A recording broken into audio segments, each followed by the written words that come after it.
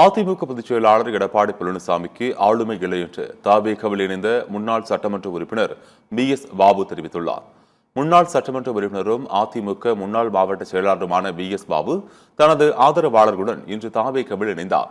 இதைத் தொடர்ந்து சென்னை ஆழ்வார்பேட்டையில் செய்தியாளர்களை சந்தித்த அவர் வரும் தேர்தலில் அதிமுக நிச்சயம் ஜெயிக்காது, அதிமுக பலவீனமாக இருப்பதால் அக்கட்சியில் இருந்து முக்கிய பிரமுகர்கள் வெளியேறுவதாக விமர்சித்தார்.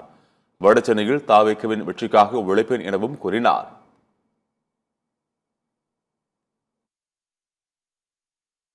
கழகம் வளர்ச்சி அடைகிறதுக்கான காரணமாங்க நாம் எடுத்து செல்லக்கூடிய வேலையை சரியான முறையில் அவங்க நடத்த முடியல.